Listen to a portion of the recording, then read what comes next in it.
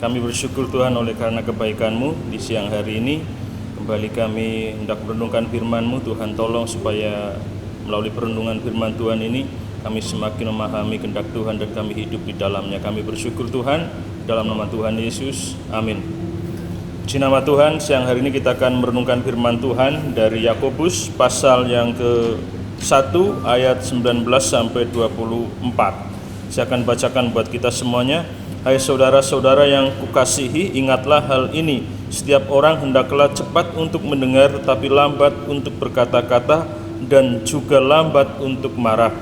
Sebab amarah manusia tidak mengerjakan kebenaran di hadapan Allah. Sebab itu buanglah segala sesuatu yang kotor dan kejahatan yang begitu banyak itu, dan terimalah dengan lemah lembut firman yang tertanam di dalam hatimu, yang berkuasa menyelamatkan jiwamu. Tetapi hendaklah kamu menjadi pelaku firman dan bukan hanya pendengar saja. Sebab jika tidak demikian kamu menipu diri sendiri. Sebab jika seorang hanya mendengar firman saja dan tidak melakukannya, ia adalah seumpama seorang yang sedang mengamat-amati mukanya yang sebenarnya di depan cermin.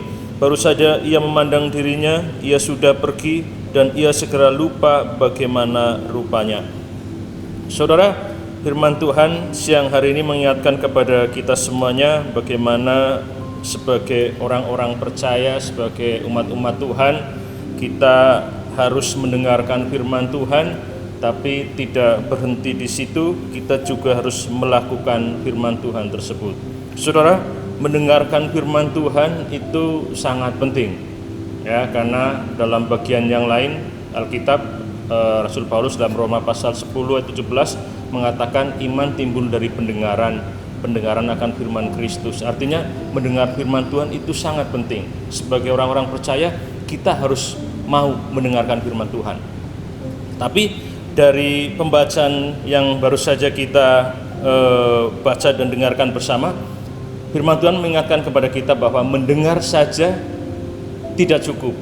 Mendengar itu baik dan penting, tetapi kalau dalam konteks ini Rasul Yakobus mau menyampaikan nasihat kepada jemaat bahwa bukan hanya mendengar, tetapi juga harus melakukan firman Tuhan tersebut. Saudara, dalam ayat yang ke-21 Yakobus memberikan nasihat kepada jemaat bagaimana supaya jemaat bisa mendengar, bisa menerima firman Tuhan itu dengan baik.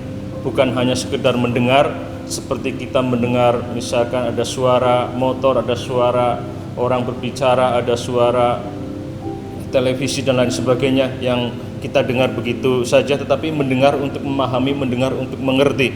Dan kalau kita lihat dalam pasal 1:21 dikatakan supaya kita bisa mendengar firman Tuhan dan memahami apa yang dikehendak Tuhan, kita harus membuang segala yang kotor dan yang jahat di dalam hati kita.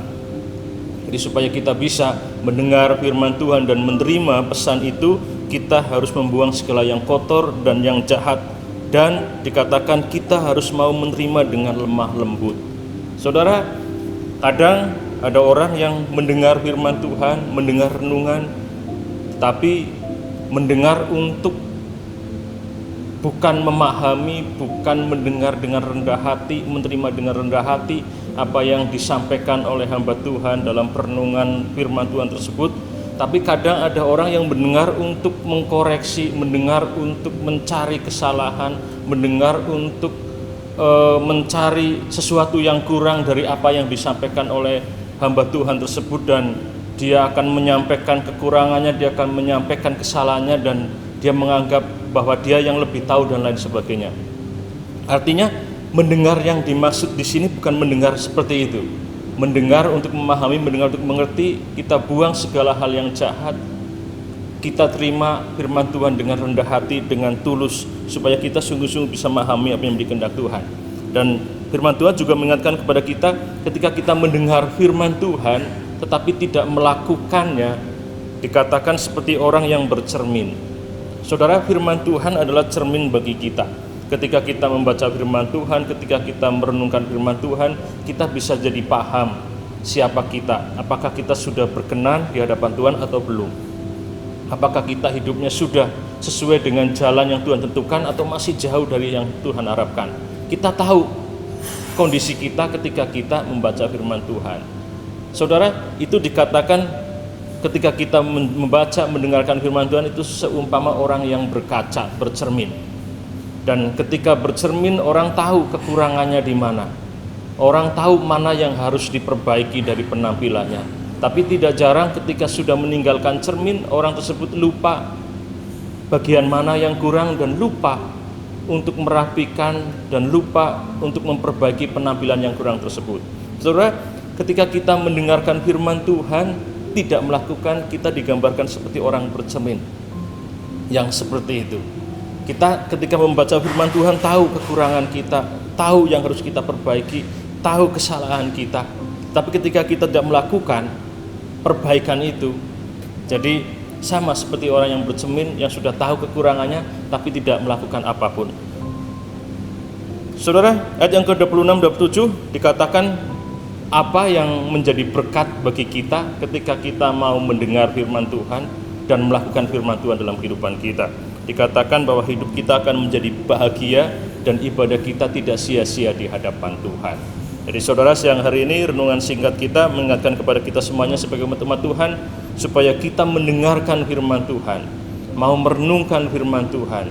Setiap firman Tuhan yang disampaikan kita dengar dengan sungguh-sungguh, karena dengan mendengar firman Tuhan iman kita akan timbul, iman kita akan tumbuh. Tetapi kita bukan hanya mendengar begitu saja, kita mendengar untuk memahami, mengerti. Oleh karenanya kita harus buang segala kejahatan dalam hati kita. Kita terima firman Tuhan dengan rendah hati dan kita lakukan firman Tuhan, maka hidup kita akan menjadi bahagia dan apa yang kita lakukan tidak sia-sia di hadapan Tuhan. Kita berdoa.